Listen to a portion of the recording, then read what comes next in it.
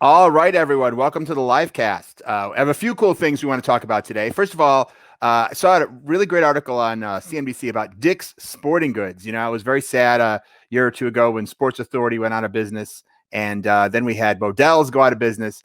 But within the pandemic, Dick's Sporting Goods is doing great. Get this, net sales for Dick's Sporting Goods are up 20%, 20.1%, beating expectations on the market for $2.71 billion.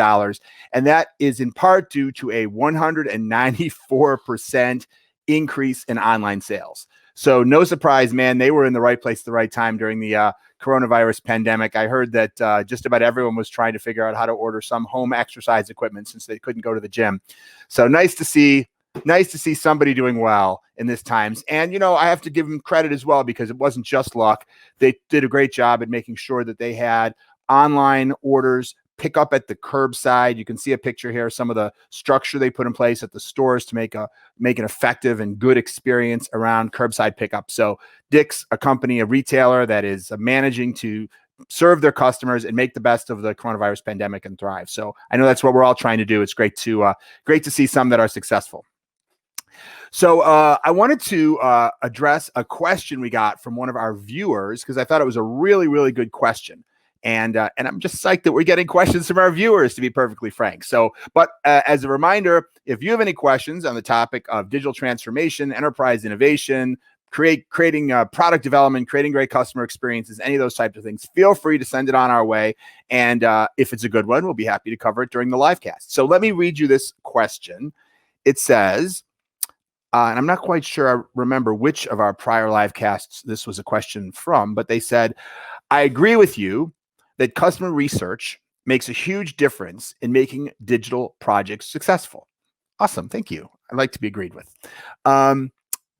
As you have pointed out, though, so many companies don't seem to fully embrace it, customer research. Why do you think that is? Why is it that so many companies don't embrace customer research? Well, I think that's a very, very good question. And I want to talk about 5 reasons that I think that companies sometimes don't embrace customer research. Now, first of all, let me say, there are definitely companies out there that do very powerfully embrace customer research. They have standing research teams. They're doing, customer ethnography and customer research to understand the needs of their customers as they develop products. They're taking those products into customer environments, doing prototype testing to make sure that as they conceive of a solution for customers, that they are testing whether the concept is right, the interface is right, the marketing is right, the form factor of the product is right, all those types of things. And furthermore, that are continuously sensing how their customers are responding. For example, obsessively monitoring their site statistics or app statistics to understand how those customers are using the products, what parts get used, don't get used, where there's indications that there might be confusion or frustration or things like that. So there is no question that there are some companies that are doing a fantastic job of it. But I will agree with the core premise behind the viewer's question that many companies are not doing this. And as a consultant myself, I can't tell you how often I will go into a company and they will say, hey, we need your help. We have this new bill payment feature on our website of our bank, or a new, bulk ordering feature that we added to our office supply e-commerce website, or, a new human resources a sign-up feature that we added to our employee portal, and people aren't using it. It's not being adopted. It's not going well. And when I say, okay, well, what kind of research did you do with your users to understand what their needs were? 9 times out of 10, it's like, oh, well, we really didn't do much. So, it's not too surprising then that you have those kinds of challenges. So why? Because to me, this is a no-brainer, to be perfectly honest. To me, this is like when you develop software, you test it, right? You do QA. If you're going to create an app, you're going to have a QA team that's going to be evaluating that app to make sure that it really works before you send it out to customers. At least you should, but it's more than you should. Nearly everybody does. I don't generally go into a company where they say, oh yeah, we launched this new app and we didn't do any testing. That's just not something I typically hear. But I hear all the time companies that didn't do any user testing. And so why? Well, I think I hear 5 different reasons, as I mentioned before. Let me kind of walk through those one at a time. The first thing that I hear is the first reason that I think some companies aren't doing it, or is they think they're already doing it.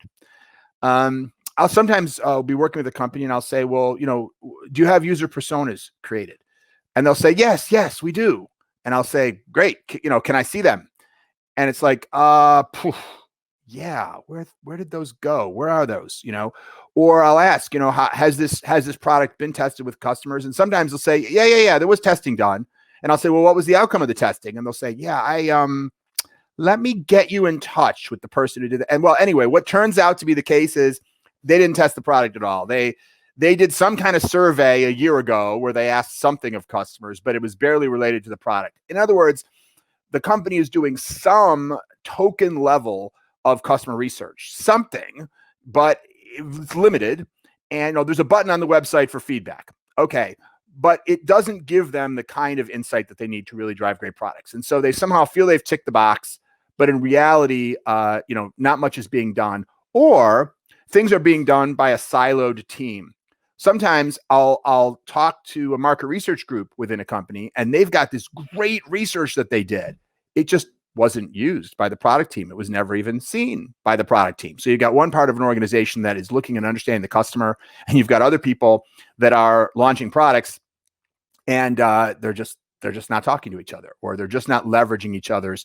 The product teams aren't leveraging the research that's been done. So that's the reason number one, which is at some level or another, they feel we're already doing it. We don't have to worry about that. But in fact, they're either not doing it or they're not getting the benefit of it. So I think that's reason number one. We're already doing it. Reason number two is we don't need it. We don't need it because it's so obvious what needs to be done in this situation that there's just no point in it. We know the site's broken. We know there's problems. We know users are dissatisfied. We've just got to fix these problems. We don't need to go out and spend money doing research, talking to customers, just so they can tell us something's broken. And, on one level, that sounds kind of logical, but here's the problem. How many things are broken in your experience? How many points of frustration does your customer have? And are you going to fix them all? Are you going to fix absolutely every single thing that needs to be fixed? And are you going to do it all this quarter? Probably not. Probably what you're going to do is you're going to decide, you're going to prioritize, you're going to pick some things, you're going to tackle those first, some this quarter, some next quarter, and some, you may never get to. So are you doing them in the right order? Are you doing them with the right priority? Are you fixing first the things that are impacting customers the most and the most negatively? If not, well, then you may be suboptimizing your investments because you'd want to put money against those things first, which are causing the most pain and or which are pulling down your business results the most. So customer research is one of those things that can help deliver that, but people maybe aren't thinking about that, and they're just saying, oh, it's so obvious what needs to be done. And also, I have seen situations. We've come into companies where we've been asked to do customer research to understand what needed to be fixed. And we would be told, well, we have a hypothesis, right? We're pretty sure we know that these are the most important problems, but we'll bring you in and help us assess if there's anything else. And sometimes we find, man, there really is. The company will have 10 things that they think are the most important, and 6 of the 10 things turns out are really important, but there could be a few things that are even more important than any of those items, and they just aren't on anyone's radar. Let me give you one example. I work with a big energy company that when you interacted with them, you wound up interacting with a variety of different websites. There was one website for ordering. There was another website for checking your account status. There was another website for paying. There was another website if you had a problem, you need to submit a support ticket. And because they've been built at different times by different groups, they looked quite different. They used different fonts. They used different colors. And frankly, they weren't like the most beautiful things either for the most part. I think one of them was really attractive. And the others were just, I don't know, perhaps designed by development teams. I'm not sure. And they looked totally inconsistent. So the perception was that this was a real problem, and I didn't disagree. It doesn't look good if your brand is being represented online by these very different looking customer experiences.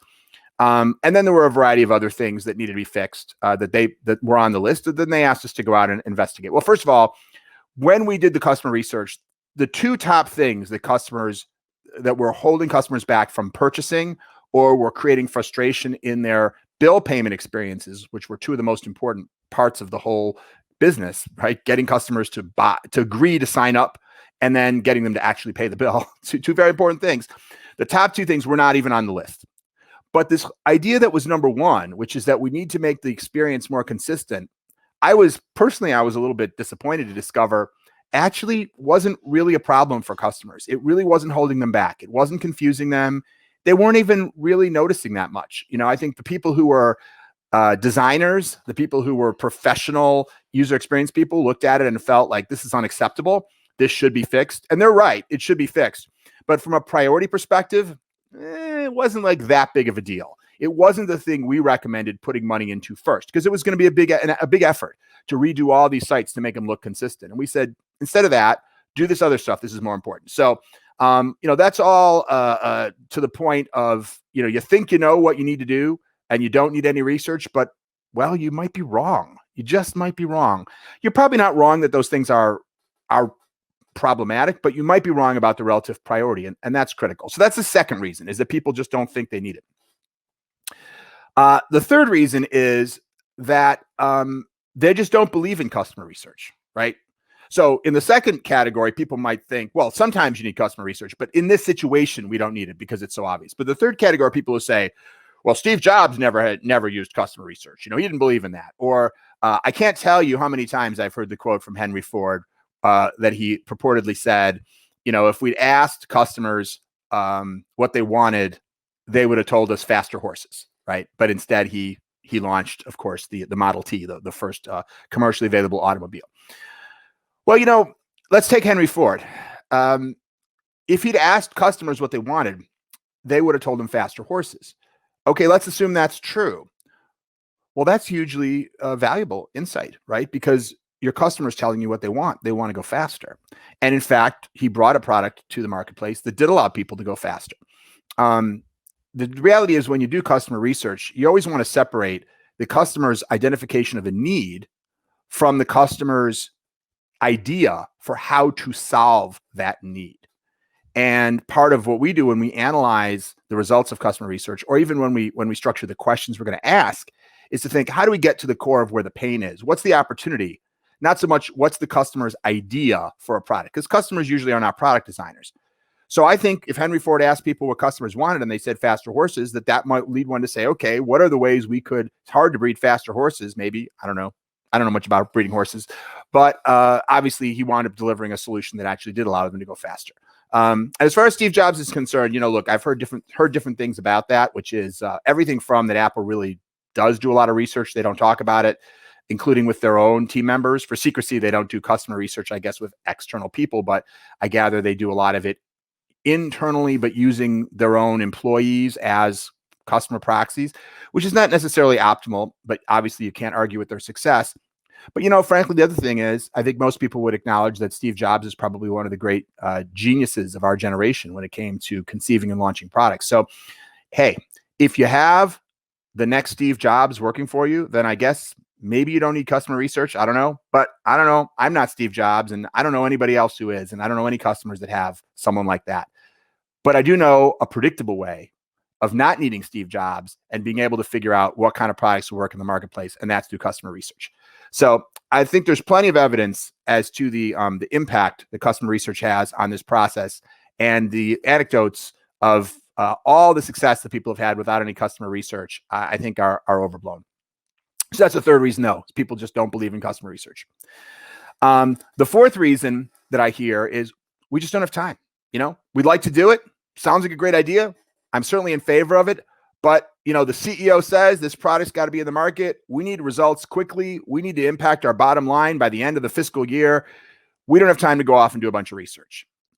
And to that I'd say, yeah, I get it. I really get it. I understand the push for speed. And my example would be, like, have you ever been in a situation where you needed to go someplace quickly? You really had to be there fast, and you'd never been there before, so you didn't know how to get there. But you didn't want to you didn't have time to put the coordinates into your GPS. You didn't have time to go on your phone or your computer and use MapQuest or Google Maps. You didn't have time to start opening up a map and you didn't have time for all that stuff, right? You just wanted to get in your car and, floor it, right? Just go, just get there as fast as you can, right? You ever do that? I'm guessing no. I'm guessing you probably never did that. I never did that, because we all know that if you don't know where you're going faster and avoiding the time it takes to figure out how to get where you're trying to go is probably not a good strategy. It feels good because you get to, accelerate your car even sooner, but it's not gonna pay off in the long run unless you just get incredibly lucky. But we believe luck is not the right strategy. It's not repeatable. It's not predictable. Instead, taking those few minutes to put the coordinates in the GPS, now you know where to go. So to me, this idea that you don't have time to do customer research, the truth is you probably don't have time not to do some form of customer research, unless you already have, of course. But if you don't have the insights from that, because the likely outcome is that if you try to skip that step, you will make mistakes in terms of optimizing what the product is, what the interface is, what the content associated with it is, what the marketing is, whatever it may be. Obviously, will vary based on the product.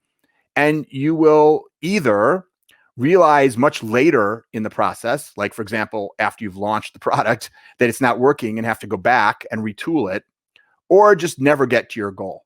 So if your goal is to get a product launched as fast as possible, then I agree with this strategy. Let's not do any user testing. In fact, let's not do any testing at all, right? Let's just make a product, and who cares the quality and who cares the effectiveness, but that's rarely a beneficial goal. If you're trying to get a product launched or an experience launched or a customer service, a portal or whatever it may be, that's going to be successful, and success 99.9% of the time means aligning with the needs of your customers or your prospects or some other type of user.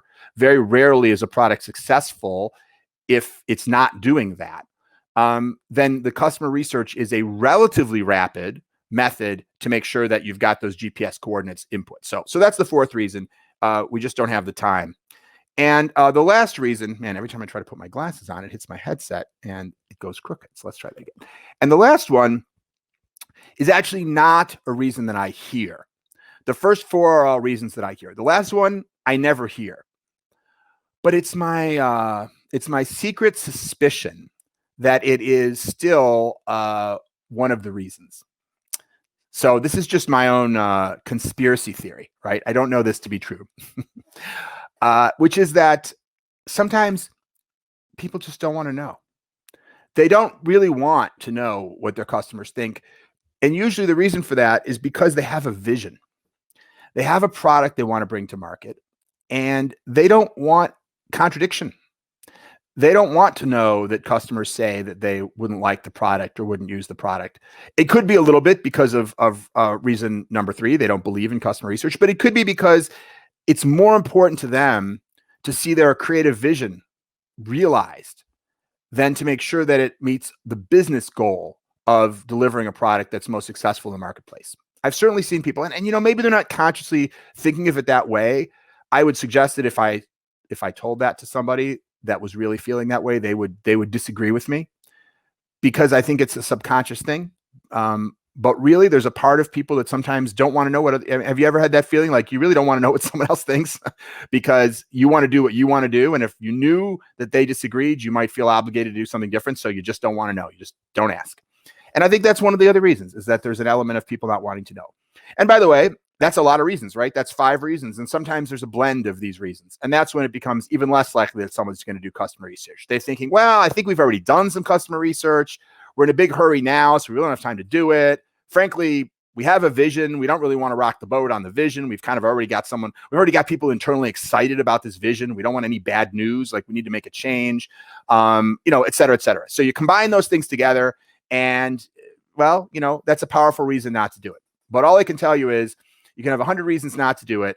This is the single most effective method to predictably be able to bring successful products and experiences to market. So there's my answer. I know that was a long answer, right? A lot longer than the question. That was my answer to the question about why companies are not doing customer research, or at least not doing it at the level that seems appropriate.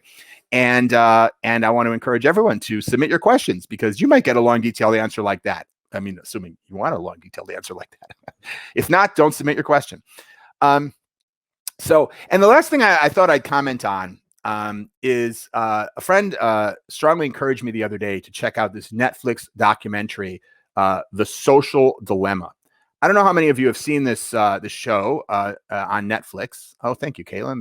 There it is. The Social, which apparently did something at Sundance. I don't know if it won or it just was there. I can't read this fine print, but something at Sundance. So that's impressive. So this is on Netflix.